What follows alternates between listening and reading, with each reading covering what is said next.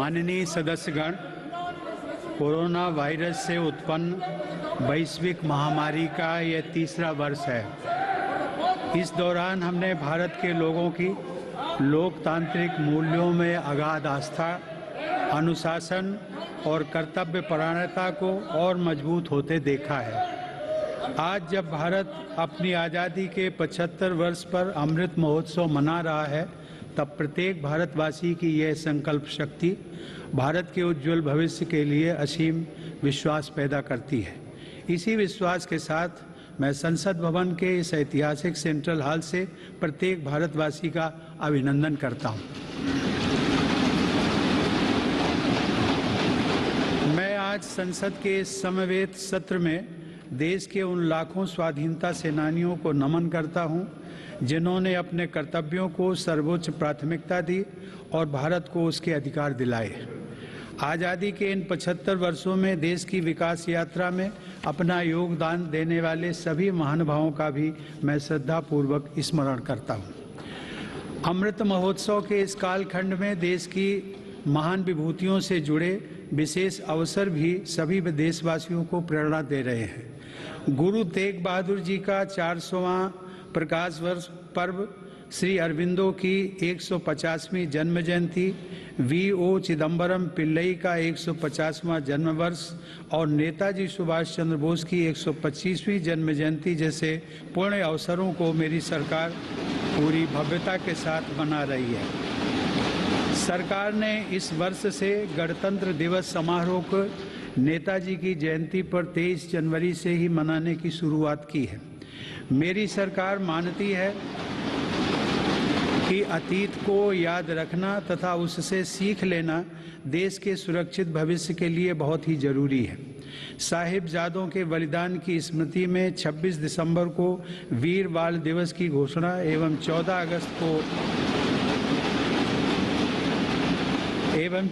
अगस्त को विभाजन विभीषिका स्मृति दिवस इसी सोच का परिचायक है। सरकार ने भगवान बिरसा मुंडा को श्रद्धांजलि स्वरूप उनके जन्म दिवस 15 नवंबर को जनजातीय गौरव दिवस के रूप में मनाने का भी निर्णय लिया। माननीय सदस्यगण, आज़ादी का अमृत महोत्सव हम सभी भारतीयों के लिए अगले 25 वर्षों के संकल्पों को आकार देने का पवित्र अवसर है। मेरी सरकार सबका साथ, सबका विकास, सबका विश्वास और सबका प्रयास के मंत्र पर चलते हुए अगले 25 वर्षों के लिए मजबूत बुनियाद पर तेजी से काम कर रही है। इस बुनियाद का सबसे महत्वपूर्ण संकल्प एक सर्वसमावेशी, सर्वहितकारी, सशक्त भारत का निर्माण और देश की आत्मनिर्भरता है। कोरोना के इस कठिन समय की चुनौतियों ने देशवासियों को अपने लक्ष्यों को जल्द से जल्द प्राप्त करने के लिए प्रेरित किया है। माननीय सदस्यगण, कोरोना महामारी ने पूरी दुनिया को प्रभावित किया है और भारत में भी हमारे बहुत से अपनों को हमसे छीना है। इन परिस्थितियों में केंद्र से लेकर राज्यों तक हमारी सभी सरकारों, स्थानीय शासन और प्रशासन, हमारे डॉक्टर्स, नर्सेज और हेल्थ वर्कर्स, हमारे वैज्ञानिकों और उद्यमियों सभी ने एक टीम के रूप में काम किया है। सरकार और नागरिकों के बीच यह परस्पर विश्वास, समन्वय और सहयोग लोकतंत्र की ताकत का अभूतपूर्व उदाहरण है। इसके लिए मैं देश के प्रत्येक हेल्थ और फ्रंट लाइन वर्कर का, हर देशवासी का अभिनंदन करता हूं।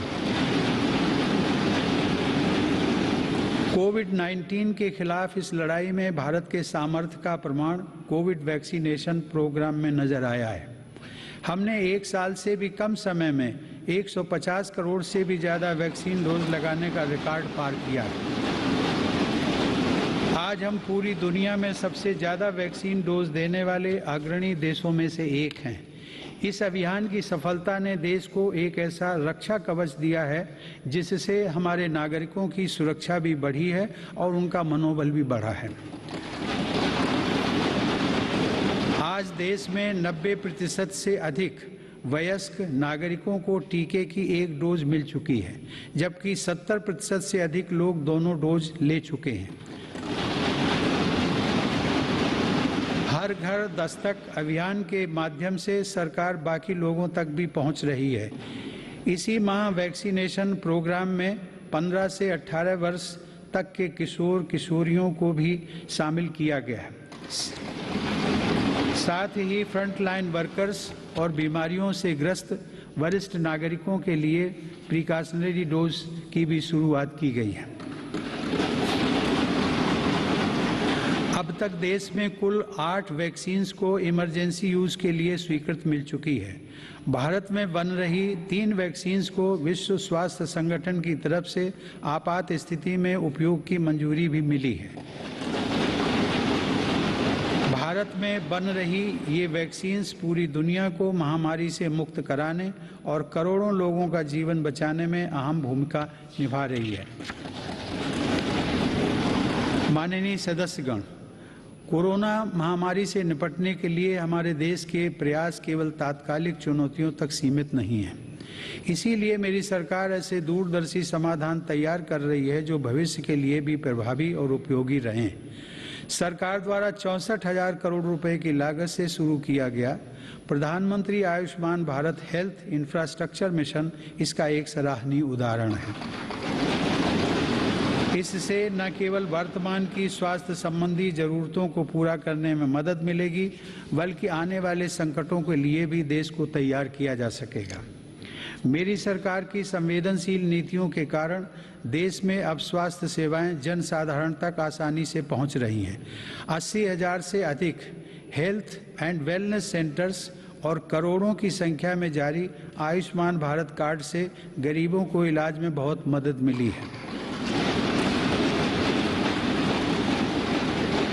सरकार ने 8,000 से अधिक जन औषधि केंद्रों के माध्यम से कम कीमत पर दवाइयां उपलब्ध कराकर इलाज पर होने वाले खर्च को कम किया है। सुलभ और सुगम स्वास्थ्य सेवाओं के लिए उठाया गया आयुष्मान भारत डिजिटल मिशन भी एक बड़ा कदम है। माननीय सदस्यगण, कोरोना काल में भारतीय फार्मा सेक्टर ने भी अपनी श्रेष्ठता को साबित किया है। वर्तमान समय में भारतीय फार्मा कंपनियों के उत्पाद 180 से ज़्यादा देशों में पहुंच रहे हैं। लेकिन इस क्षेत्र में भारत के लिए संभावनाएं कहीं अधिक व्यापक हैं। फार्मा इंडस्ट्री के लिए मेरी सरकार द्वारा घोषित PLI स्कीम से इन संभावनाओं को विस्तार मिलेगा और रिसर्च को भी गति मिलेगी। सरकार द्वारा किए गए प्रयासों के परिणाम स्वरूप योग, आयुर्वेद एवं पारंपरिक चिकित्सा पद्धतियों की लोकप्रियता लगातार बढ़ रही है। वर्ष 2014 में देश से 6,600 करोड़ रुपए के आयुष उत्पादों का निर्यात होता था, जो आज बढ़कर 11,000 करोड़ रुपए से अधिक हो गया है। दुनिया के सबसे पहले WHO global centre of traditional medicine की स्थापना भी भारत में होने जा रही है। माननीय सदस्यगण, हमारे संविधान के मुख्य शिल्पी बाबा साहब डॉक्टर भीमराव अंबेडकर ने कहा था कि मेरा आदर्श एक ऐसा समाज होगा जो स्वाधीनता, समानता और भाईचारे पर आधारित हो। प्रजातंत्र सरकार का एक स्वरूप मात्र नहीं है। प्रजातंत्र का मूल है अपने साथियों के प्रति आदर और सम्मान की भावना। बाबा साहब के इन आदर्शों को मेरी सरकार अपने लिए ध्येय वाक्य मानती है। मेरी सरकार की आस्था अंत्योदय के मूल मंत्र में है, जिसमें सामाजिक न्याय भी हो, समानता भी हो, सम्मान भी हो और समान अवसर भी हो। इसीलिए आज सरकार की नीतियों में गांव, गरीब, पिछड़े, अनुसूचित जाति एवं जनजातियों को सर्वोच्च प्राथमिकता दी जा रही है। हाल के वर्षों में पद्म पुरस्कारों के चयन में भारत की यह भावना भली भांति झलकती है। विविधता से भरे भारत में देश के कोने कोने में समर्पित जीवन जीने वाले लोग राष्ट्र सेवा में जुटे हुए हैं। उनमें भारत की शक्ति के दर्शन होते हैं। माननीय सदस्यगण, कोरोना के इस महासंकट में हमने बड़े बड़े देशों में खाद्यान्न की कमी और भूख की परेशानी देखी है, लेकिन मेरी संवेदनशील सरकार ने इस बात का पूरा प्रयास किया कि 100 साल के इस सबसे बड़े संकट में कोई गरीब भूखा ना रहे। प्रधानमंत्री गरीब कल्याण अन्न योजना के अंतर्गत मेरी सरकार सभी गरीबों को हर महीने मुफ्त राशन दे रही है। 80 करोड़ लाभार्थियों को 19 महीनों से खाद्यान्न वितरित करने हेतु 2,60,000 करोड़ रुपए के खर्च के साथ भारत में आज दुनिया का सबसे बड़ा फूड डिस्ट्रीब्यूशन प्रोग्राम चलाया जा रहा है। वर्तमान परिस्थितियों को देखते हुए पूरी संवेदनशीलता के साथ मेरी सरकार ने इस योजना को मार्च 2022 तक बढ़ा दिया है। कोरोना काल में गरीब के स्वाभिमान और उसके रोजगार की रक्षा करने के लिए सरकार प्रधानमंत्री स्वनिधि योजना भी चला रही है। यह योजना हमारे रेहड़ी पटरी वाले भाइयों बहनों के लिए बहुत सहायक सिद्ध हो रही है। इस योजना के तहत अब तक 28 लाख रेहड़ी पटरी वालों को 2900 करोड़ रुपए से ज्यादा की धनराशि जारी की गई। सरकार अब इन स्ट्रीट वेंडर्स को ऑनलाइन फूड डिलीवरी करने वाली कंपनियों के साथ भी जोड़ रही है। श्रमिकों के हितों की रक्षा के लिए सरकार ने ई श्रम पोर्टल भी शुरू किया है, जिससे अब तक 23 करोड़ से अधिक श्रमिक जुड़ चुके हैं। जनधन आधार मोबाइल अर्थात जैम ट्रिनिटी को मेरी सरकार ने जिस तरह नागरिक सशक्तिकरण से जोड़ा है, उसका प्रभाव भी हम लगातार देख रहे हैं। 44 करोड़ से अधिक गरीब देशवासियों के बैंकिंग सिस्टम से जुड़ने के कारण महामारी के दौरान करोड़ों लाभार्थियों को सीधे कैश ट्रांसफर का लाभ मिला है। डिजिटल इंडिया और डिजिटल इकोनॉमी के बढ़ते प्रसार के संदर्भ में देश के यूपीआई प्लेटफॉर्म की सफलता के लिए भी मैं सरकार के विजन की प्रशंसा करूंगा। दिसंबर 2021 में देश में 8 लाख करोड़ रुपए से ज्यादा का लेन देन यूपीआई के माध्यम से हुआ है। यह इस बात का उदाहरण है कि हमारे देश में जन सामान्य द्वारा बदलाव और तकनीक को बहुत तेजी से अपनाया जा रहा है। माननीय सदस्यगण, मेरी सरकार मूलभूत सुविधाओं को गरीब के सशक्तिकरण और गरीब की गरिमा बढ़ाने का माध्यम मानती है। पिछले वर्षों के अनवरत प्रयासों से प्रधानमंत्री आवास योजना में अब तक 2 करोड़ से अधिक पक्के घर गरीबों को मिल चुके हैं। प्रधानमंत्री आवास योजना ग्रामीण के तहत गत 3 वर्षों में करीब 1.5 लाख करोड़ रुपए की लागत से 1 करोड़ 17 लाख घर स्वीकृत किए गए हैं। हर घर जल पहुंचाने के उद्देश्य से शुरू किए गए जल जीवन मिशन ने लोगों के जीवन में बड़ा बदलाव लाना शुरू कर दिया है। महामारी की बाधाओं के बावजूद करीब 6 करोड़ ग्रामीण घरों को पेयजल के कनेक्शन से जोड़ा गया है। इसका बहुत बड़ा लाभ हमारे गांव की महिलाओं, बहनों, बेटियों को हुआ है। ग्रामीण क्षेत्रों में लोगों को उनकी संपत्ति के दस्तावेज देने के लिए शुरू की गई स्वामित्व योजना भी एक असाधारण प्रयास है। इस योजना के तहत अब तक 27,000 गांवों में 40 लाख से अधिक प्रॉपर्टी कार्ड दिए जा चुके हैं। ये प्रॉपर्टी कार्ड न केवल विवादों को रोकने में सहायक हैं, बल्कि गांव के लोगों को बैंकों से मदद मिलना भी आसान हो रहा है। माननीय सदस्यगण, मेरी सरकार ग्रामीण अर्थव्यवस्था और देश के किसानों को सशक्त बनाने के लिए निरंतर काम कर रही है। वैश्विक महामारी के बावजूद साल 2020-21 में हमारे किसानों ने 30 करोड़ टन से अधिक खाद्यान्न और 33 करोड़ टन से अधिक बागवानी उत्पादों की पैदावार की। सरकार ने रिकॉर्ड उत्पादन को ध्यान में रखते हुए रिकॉर्ड सरकारी खरीद की है। रबी की फसल के दौरान 433 लाख मीट्रिक टन गेहूं की खरीद की गई, जिससे लगभग 50 लाख किसानों को सीधा फायदा पहुंचा है। खरीफ की फसल के दौरान रिकॉर्ड लगभग 900 लाख मीट्रिक टन धान की खरीद की गई, जिससे 1 करोड़ 30 लाख किसान लाभान्वित हुए। सरकार के प्रयासों से देश का कृषि निर्यात भी रिकॉर्ड स्तर पर बढ़ा है। वर्ष 2020-21 में कृषि निर्यात में 25% से अधिक की वृद्धि दर्ज की गई। यह निर्यात लगभग 3 लाख करोड़ रुपए पहुंच गया है।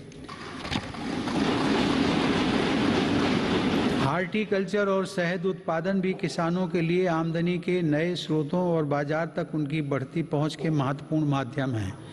शहद उत्पादन को प्रोत्साहन देने से वर्ष 2020-21 में देश का शहद उत्पादन 1,25,000 मीट्रिक टन तक पहुंच गया है, जो कि 2014-15 की तुलना में करीब 55% ज़्यादा है।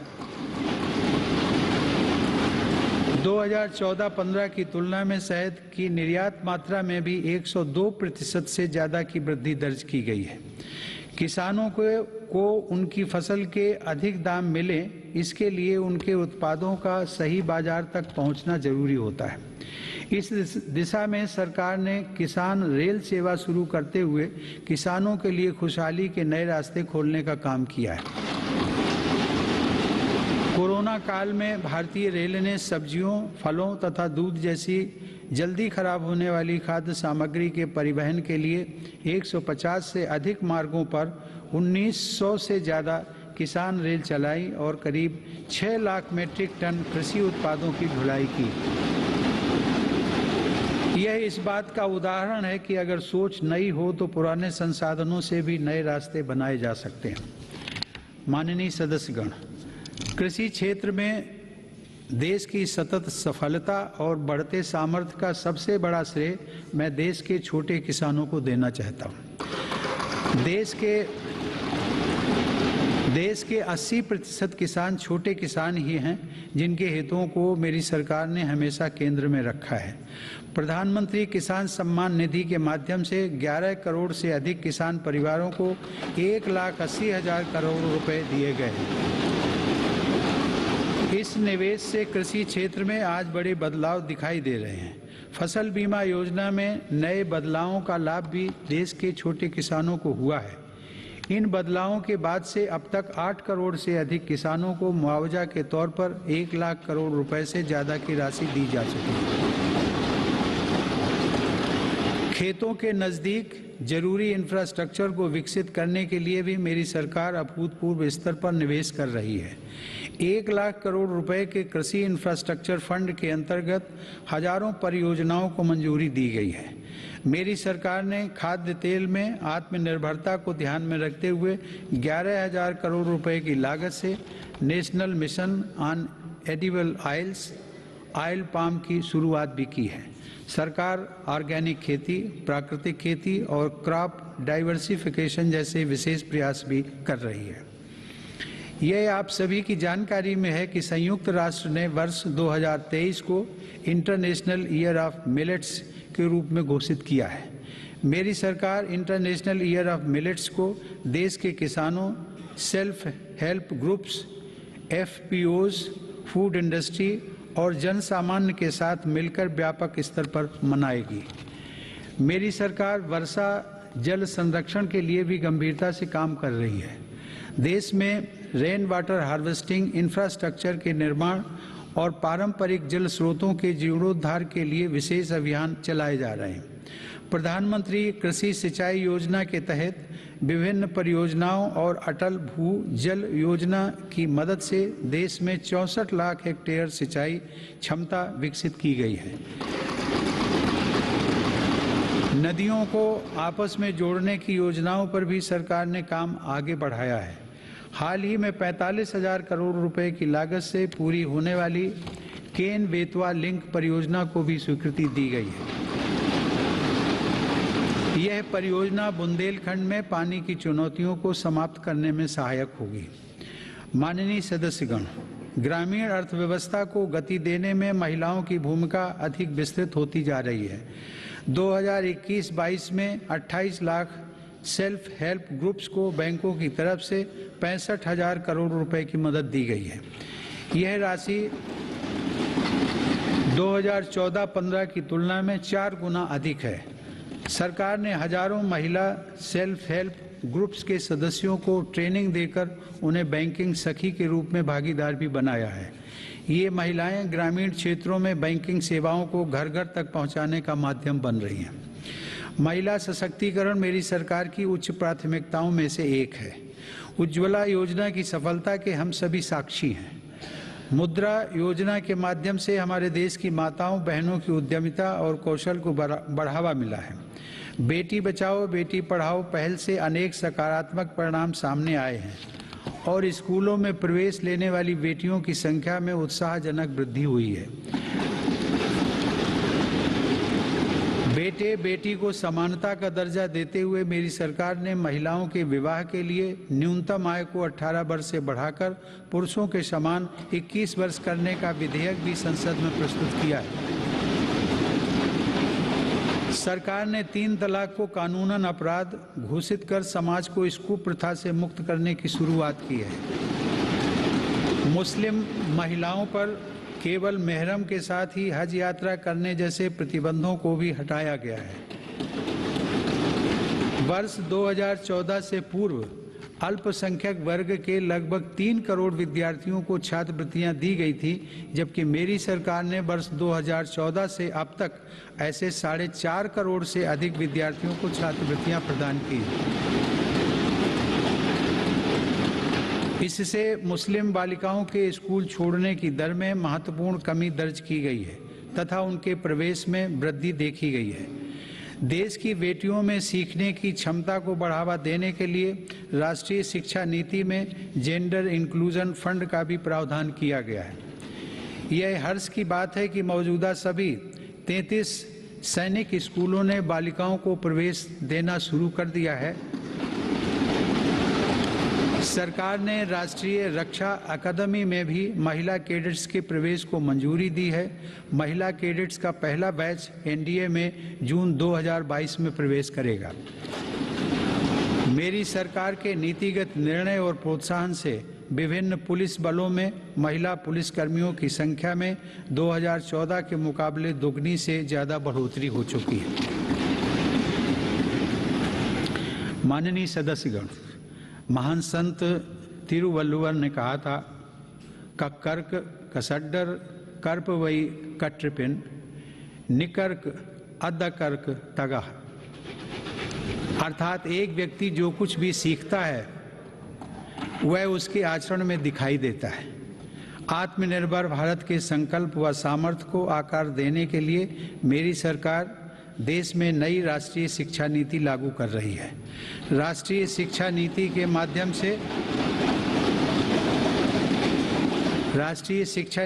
माध्यम से स्थानीय भाषाओं को भी प्रोत्साहित किया जा रहा है। स्नातक पाठ्यक्रमों की महत्वपूर्ण प्रवेश परीक्षाएं भारतीय भाषाओं में भी संचालित करने पर जोर दिया जा रहा है।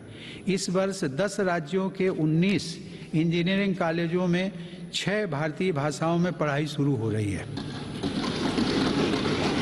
स्किल इंडिया मिशन के तहत ITI, जन शिक्षण संस्थान और प्रधानमंत्री कौशल केंद्रों के जरिए पूरे देश में 2.25 करोड़ से अधिक युवाओं का कौशल विकास हुआ है। स्किल को उच्च शिक्षा के साथ जोड़ने के लिए UGC के नियमों में कई बदलाव भी किए गए हैं। कोरोना से लड़ाई के लिए स्किल इंडिया मिशन के तहत हेल्थ केयर से जुड़े 6 विशेष प्रशिक्षण कार्यक्रम शुरू किए गए। इनसे हेल्थ केयर सेक्टर को मदद मिल रही है।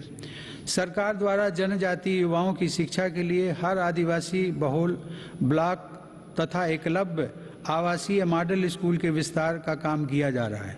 ये स्कूल लगभग 3.5 लाख जनजातीय युवाओं को सशक्त बनाएंगे।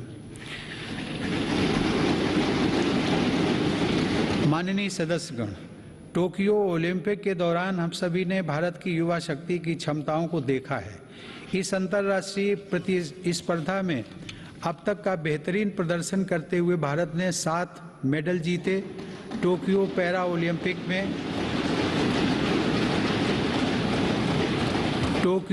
ओलंपिक में भी भारतीय पैरा एथलीटों ने 19 पदक जीतकर रिकॉर्ड कायम किया।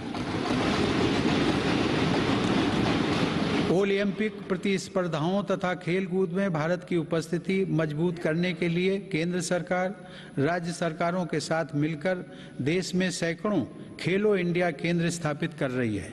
पैरा स्पोर्ट्स में दिव्यांग युवाओं को ट्रेनिंग देने के लिए सरकार ने ग्वालियर में आधुनिक सुविधाओं से युक्त सेंटर फॉर डिसेबिलिटी स्पोर्ट्स की स्थापना भी की है। माननीय सदस्यगण, दिव्यांग जनों के लिए सुगमता, समानता और सम्मानपूर्ण जीवन के अवसर प्रदान करना एक समाज के रूप में हमारी सामूहिक जिम्मेदारी है। इस दिशा में आज सुगम्य भारत अभियान हमारी राष्ट्रीय संवेदना का परिचय दे रहा है। दिव्यांग जनों का जीवन बदलने के लिए देश में निःशुल्क सहायक उपकरणों से लेकर कॉकलियर इम्प्लांट सर्जरी जैसे प्रोग्राम चलाए जा रहे हैं। इन कार्यक्रमों के अंतर्गत अब तक 25 लाख से अधिक दिव्यांग व्यक्तियों को सहायता उपकरण उपलब्ध करवाए गए हैं और करीब 4000 सफल कॉकलियर इम्प्लांट किए गए हैं। इन्हीं प्रयासों को आगे बढ़ाते हुए सरकार ने मध्य प्रदेश में national institute of mental health rehabilitation की स्थापना भी की है। दिव्यांग युवाओं के भविष्य के लिए 10,000 शब्दों की इंडियन साइन लैंग्वेज डिक्शनरी भी बनाई गई है। माननीय सदस्यगण, हमारा स्टार्टअप इकोसिस्टम हमारे युवाओं के नेतृत्व में तेजी से आकार ले रही अनंत नई संभावनाओं का उदाहरण है। वर्ष 2016 से हमारे देश में 56 अलग अलग सेक्टर्स में 60,000 नए स्टार्टअप्स बने हैं। इन स्टार्टअप्स के जरिए 6 लाख से अधिक रोजगारों का सृजन हुआ है। वर्ष 2021 में कोरोना काल में भारत में 40 से अधिक यूनिकॉर्न स्टार्टअप अस्तित्व में आए, जिनमें से प्रत्येक का मूल्य 7,400 करोड़ रुपए से अधिक आंका गया है। मेरी सरकार की नीतियों की वजह से आज भारत उन देशों में है जहां इंटरनेट की कीमत सबसे कम है तथा स्मार्टफोन की कीमत भी सबसे कम है। इसका बहुत बड़ा लाभ भारत की नौजवान पीढ़ी को मिल रहा है। भारत 5G मोबाइल कनेक्टिविटी पर भी तेजी से काम कर रहा है, जिससे अनेक नई संभावनाओं के द्वार खुलेंगे। सेमीकंडक्टर को लेकर भारत के प्रयासों का बहुत बड़ा लाभ हमारे स्टार्टअप इकोसिस्टम को होगा। भारत के युवाओं को तेजी से बदलती टेक्नोलॉजी का लाभ मिले, इसके लिए भी सरकार ने अनेक नीतिगत निर्णय लिए हैं। कई नए सेक्टरों में प्रवेश के द्वार खोले। सरकार ने startups intellectual property protection programme के माध्यम से पेटेंट और ट्रेडमार्क से जुड़ी प्रक्रियाओं को आसान बनाया है, उन्हें नई गति दी है। इसी का परिणाम है कि इस वित्त वर्ष में पेटेंट के लिए लगभग 6,000 और ट्रेडमार्क के लिए 20,000 से ज़्यादा आवेदन किए गए हैं। माननीय सदस्यगण, मेरी सरकार के निरंतर प्रयासों से भारत एक बार फिर विश्व की सर्वाधिक तेजी से विकसित हो रही अर्थव्यवस्थाओं में से एक बन गया है।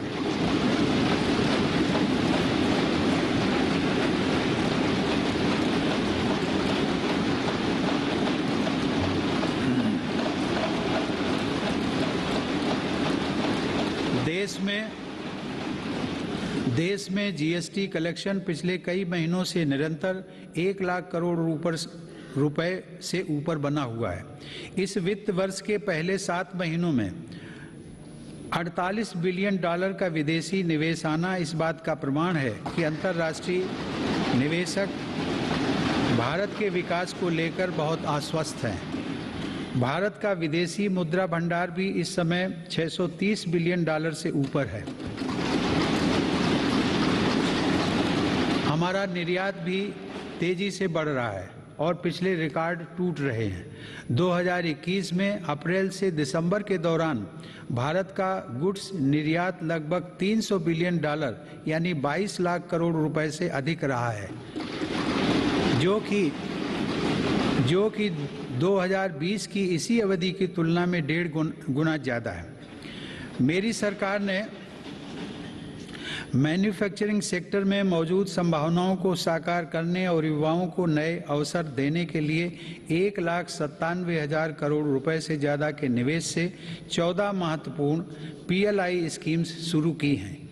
ये PLI स्कीम्स न केवल भारत को ग्लोबल मैन्युफैक्चरिंग हब के रूप में स्थापित करने में मदद करेंगी, बल्कि रोजगार के 60 लाख से अधिक अवसर भी उपलब्ध कराएंगे। देश में मोबाइल उत्पादन की सफलता मेक इन इंडिया का एक बड़ा उदाहरण है। आज भारत विश्व में दूसरा सबसे बड़ा मोबाइल फोन निर्माता बनकर उभरा है।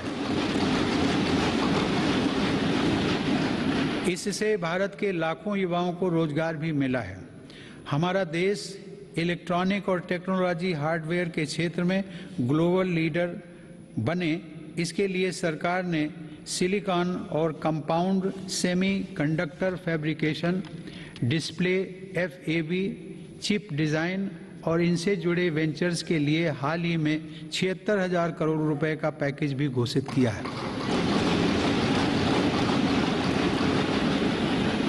मेरी सरकार नए क्षेत्रों के साथ साथ उन पारंपरिक क्षेत्रों में भी देश की स्थिति को पुनः मजबूत बना रही है जिनमें हमारे पास सैकड़ों वर्षों का अनुभव है। इसी दिशा में मेरी सरकार द्वारा वस्त्र उद्योग के विकास के लिए करीब 4,500 करोड़ रुपए के निवेश से 7 मेगा इंटीग्रेटेड टेक्सटाइल रीजन और अप्रैल पार्क बनाए जा रहे हैं। इससे देश में इंटीग्रेटेड टेक्सटाइल वैल्यू चेन तैयार होगी। ये मेगा टेक्सटाइल पार्क्स भारतीय तथा विदेशी निवेशकों को भी आकर्षित करेंगे और रोजगार के लाखों नए अवसर पैदा करेंगे। माननीय सदस्यगण, भारत की समृद्धि में बड़े उद्योगों के साथ सूक्ष्म एवं लघु उद्योगों की भूमिका बहुत महत्वपूर्ण है। हमारे MSMEs हमारी अर्थव्यवस्था का मेरुदंड रहे हैं और आत्मनिर्भर भारत को गति प्रदान करते रहे हैं। कोरोना काल में MSMEs को संकट से बचाने और जरूरी क्रेडिट उपलब्ध कराने के लिए सरकार ने 3 लाख करोड़ रुपए के कोलेटरल फ्री लोन्स की व्यवस्था की। हाल के अध्ययनों से यह स्पष्ट हुआ है कि इस योजना की सहायता से 13.5 लाख MSME यूनिट्स को जीवन दान दिया गया और 1.5 करोड़ रोजगार भी सुरक्षित किए गए। जून 2021 में सरकार 3 लाख करोड़ रुपए की इस गारंटी को बढ़ाकर 4.5 लाख करोड़ रुपए कर चुकी है। MSME सेक्टर को विस्तार प्रदान करने तथा इस सेक्टर के लिए अवसर बढ़ाने हेतु कई नीतिगत फैसले भी लिए गए हैं। MSMEs की नई परिभाषा से छोटे उद्योगों को आगे बढ़ाने में मदद मिल रही है। सरकार ने थोक और खुदरा व्यापारियों व स्ट्रीट वेंडर्स को उद्यम पोर्टल पर रजिस्टर करने की अनुमति भी दी है ताकि उन्हें प्रायोरिटी सेक्टर लेंडिंग का लाभ मिल सके। मैं खादी की सफलता का भी विशेष उल्लेख करूंगा। आज़ादी की लड़ाई में बापू के नेतृत्व में देश की चेतना का प्रतीक रही खादी एक बार फिर छोटे उद्यमियों का संबल बन रही है। सरकार के प्रयासों से 2014 की तुलना में देश में खादी की बिक्री 3 गुना बढ़ी है।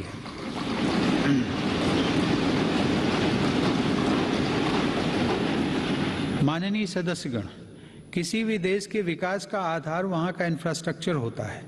मेरी सरकार की दृष्टि में इंफ्रास्ट्रक्चर सामाजिक असमानता को पाटने वाला सेतु भी है। इंफ्रास्ट्रक्चर पर होने वाले निवेश से न केवल लाखों नए रोजगार पैदा होते हैं बल्कि इसका एक गुणात्मक प्रभाव भी होता है। इससे व्यापार करना सुगम होता है, परिवहन की गति बढ़ती है और हर सेक्टर में आर्थिक गतिविधियों में वृद्धि होती है। मेरी सरकार ने इंफ्रास्ट्रक्चर विकास के कार्यों को और अधिक गति प्रदान करने के लिए अलग अलग मंत्रालयों के कामकाज को प्रधानमंत्री गति शक्ति राष्ट्रीय मास्टर प्लान के रूप में एक साथ जोड़ा है। यह प्लान भारत में मल्टी मॉडल ट्रांसपोर्ट के एक नए युग का प्रारंभ करने जा रहा है। भविष्य के भारत में रेलवेज, हाईवेज और एयरवेज अलग अलग और अलग थलग इंफ्रास्ट्रक्चर नहीं होंगे बल्कि एक देश के एकजुट संसाधन के तौर पर काम करेंगे। ग्रामीण क्षेत्रों में सड़कों, संसाधनों और इंफ्रास्ट्रक्चर के निर्माण से देश की उन संभावनाओं को उड़ान मिल रही है जो दशकों से उपेक्षित पड़ी थी। प्रधानमंत्री ग्राम सड़क योजना की उपलब्धियां गर्व करने योग्य हैं। वर्ष 2020-21 में ग्रामीण इलाकों में 100 किलोमीटर प्रतिदिन से अधिक की रफ्तार से 36,500 किलोमीटर सड़कें बनाई गई हैं और हजारों रिहायशी क्षेत्रों को ऑल वेदर रोड कनेक्टिविटी से जोड़ा गया है। आज देश के नेशनल हाईवेज भी पूरब से पश्चिम और उत्तर से दक्षिण पूरे देश को एक साथ जोड़ रहे हैं। मार्च 2014 में हमारे देश में राष्ट्रीय राजमार्गों की कुल लंबाई 90,000 किलोमीटर थी, जबकि आज उनकी लंबाई बढ़कर 1,40,000 किलोमीटर से अधिक हो गई है। भारतमाला परियोजना के अंतर्गत लगभग 6 लाख करोड़ रुपए की लागत से 20,000 किलोमीटर से अधिक लंबाई के राजमार्गों पर काम किया जा रहा है। इनमें 23 ग्रीन एक्सप्रेसवेज और ग्रीन फील्ड कॉरिडोर्स का विकास भी शामिल है। दिल्ली मुंबई एक्सप्रेस वे भी पूरा होने के करीब है, जो कि भारत का सबसे लंबा और सबसे तेज एक्सप्रेस वे होगा। मेरी सरकार को पंढरपुर तीर्थ को जोड़ने वाले संत ज्ञानेश्वर मार्ग और संत तुकाराम पालकी मार्ग के चौड़ीकरण का काम शुरू करने का सौभाग्य भी मिला है। देश में आधुनिक इंफ्रास्ट्रक्चर के विकास से आज जहां एक ओर विकास के नए रास्ते खुल रहे हैं, तो वहीं दूसरी ओर इससे देश की सुरक्षा को भी नई ताकत मिल रही है। बॉर्डर रोड्स ऑर्गेनाइजेशन (BRO) ने लद्दाख में उमलिंग ला दर्रा पर 19,000 फीट की ऊंचाई पर विश्व की सबसे ऊंची परिवहन योग्य सड़क का निर्माण किया है। लद्दाख के देमचोक, उत्तराखंड के जोलिंगकोंग और अरुणाचल प्रदेश के हुरी जैसे सर्वाधिक दूरस्थ गांवों को भी आधुनिक सड़कों से जोड़ा गया है। मेरी सरकार भारतीय रेलवे का भी तेज गति से आधुनिकीकरण कर रही है। नई वंदे भारत ट्रेनें तथा नए विस्टाडोम कोच भारतीय रेल की आभा में वृद्धि कर रहे हैं। बीते 7 वर्षों में 24,000 किलोमीटर रेलवे रूट का विद्युतीकरण हुआ है। नई रेलवे लाइंस बिछाने और दोहरीकरण का काम भी तेज गति से जारी है। गुजरात में गांधीनगर रेलवे स्टेशन और मध्य प्रदेश में रानी कमलापति रेलवे स्टेशन आज आधुनिक भारत की नई तस्वीर के रूप में सामने आए हैं। कश्मीर में चिनाब नदी पर निर्मित हो रहा रेलवे आर्च ब्रिज आकर्षण का केंद्र बन रहा है। मेरी सरकार ने गरीब और मध्यम वर्ग का जीवन आसान बनाने के लिए पब्लिक ट्रांसपोर्ट की सुविधा बढ़ाने में भी असाधारण काम किया है। देश में 11 नई मेट्रो लाइंस पर सेवाएं शुरू की गई हैं, जिनका लाभ 8 राज्यों में लाखों लोगों को हर दिन मिल रहा है। भारत आज दुनिया के 4 सबसे बड़े ड्राइवरलेस ट्रेन नेटवर्क वाले देशों में भी शामिल हो गया है। हमने देश में इंडिजिनस ऑटोमेटिक ट्रेन सिस्टम भी विकसित किया है, जो कि मेक इन इंडिया की बढ़ती क्षमता का प्रतीक है। सरकार ने देश में 21 ग्रीन फील्ड एयरपोर्ट्स के निर्माण के लिए भी मंजूरी दी है।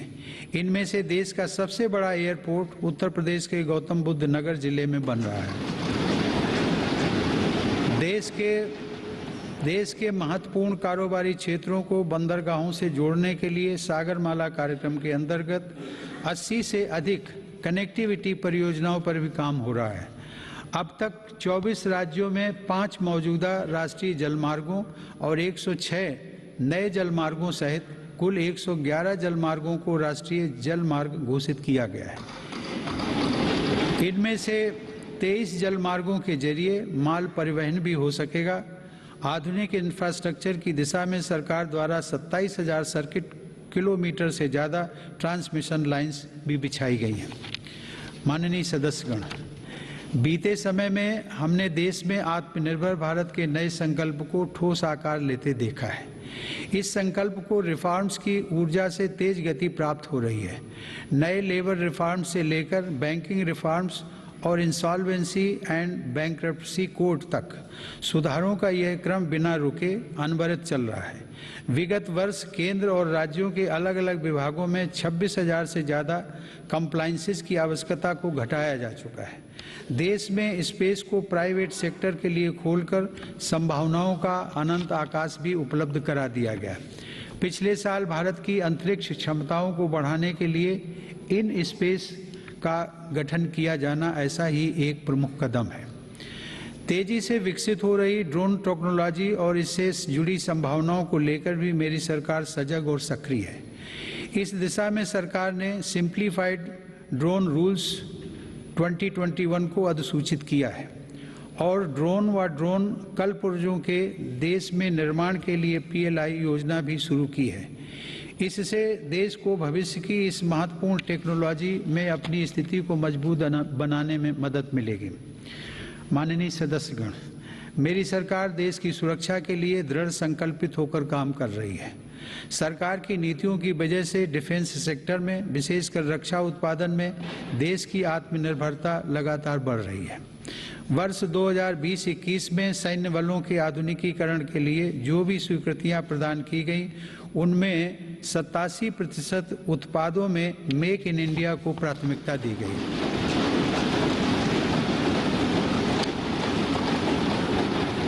इसी प्रकार 2020-21 में 98% उपकरणों से जुड़े अनुबंधों में मेक इन इंडिया को प्राथमिकता दी गई है।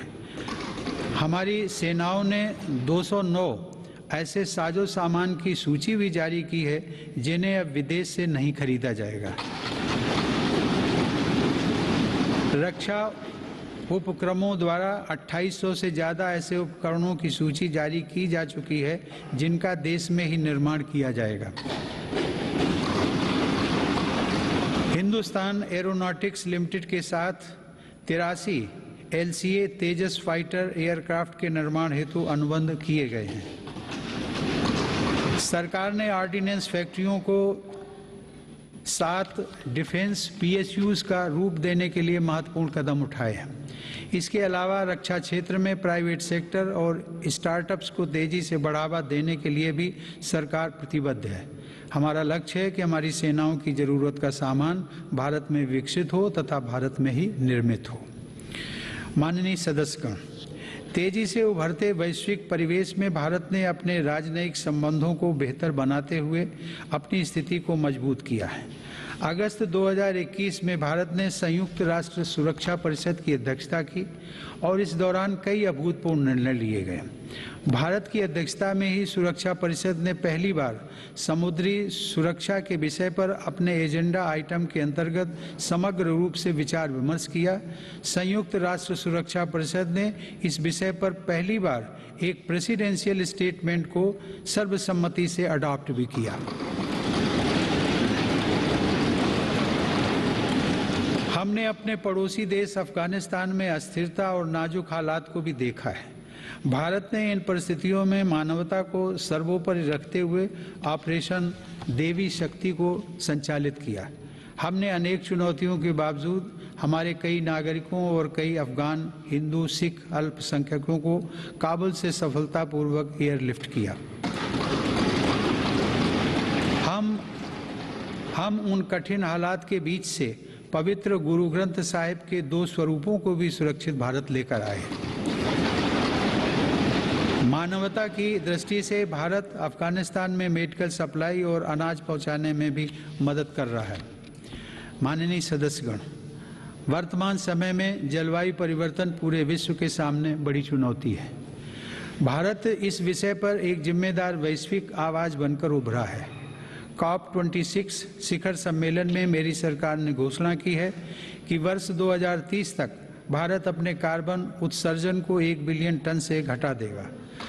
भारत ने साल 2070 तक नेट जीरो उत्सर्जन वाली अर्थव्यवस्था का लक्ष्य भी रखा है।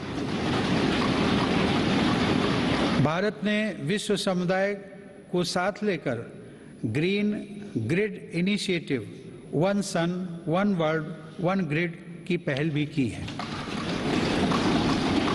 यह global interconnected solar power grid का पहला अंतर्राष्ट्रीय नेटवर्क बन रहा है। पर्यावरण को लेकर हमारे बड़े लक्ष्य और साहसिक संकल्प प्रकृति के प्रति हमारी संवेदनशीलता को दर्शाते हैं। माननीय सदस्यगण, मेरी सरकार भारत की प्राचीन विरासत को संरक्षित, समृद्ध और सशक्त करना अपना दायित्व समझती है।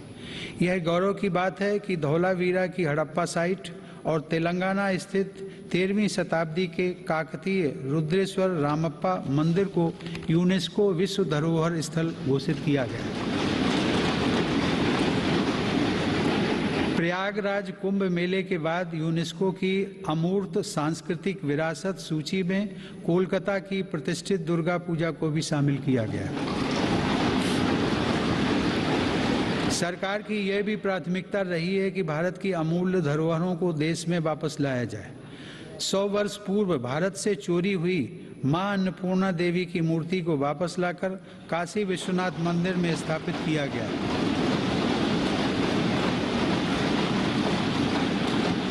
दुनिया के अलग अलग देशों से ऐसी ही कई ऐतिहासिक धरोहरें आज भारत में वापस लाई जा रही हैं। हम सब जानते हैं कि विरासत और पर्यटन का एक दूसरे से गहरा नाता है।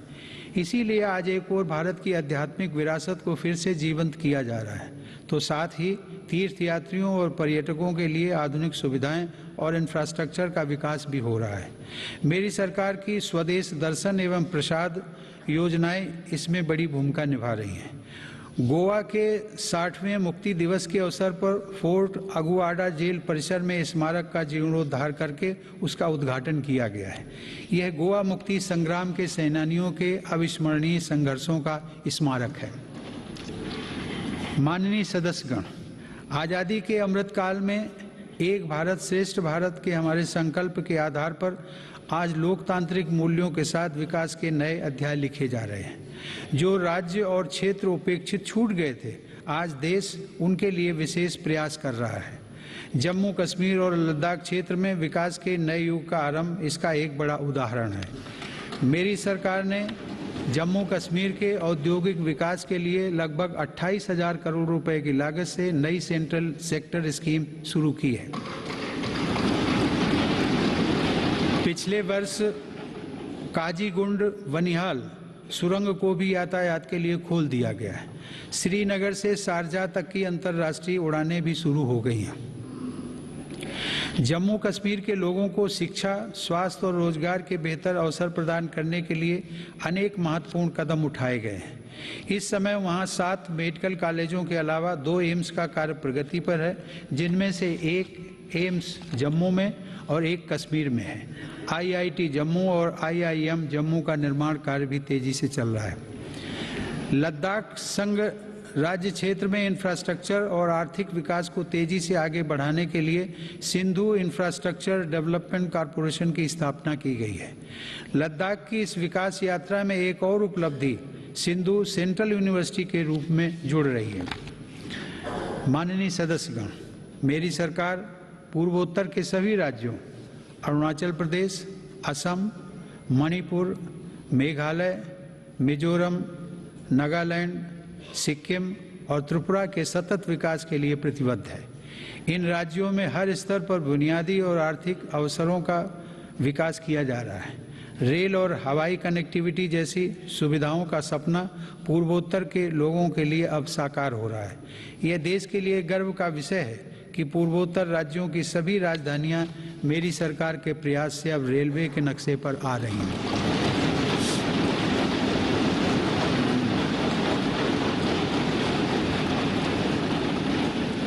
ईटानगर के होलोंगी में एक नए एयरपोर्ट की स्थापना की जा रही है।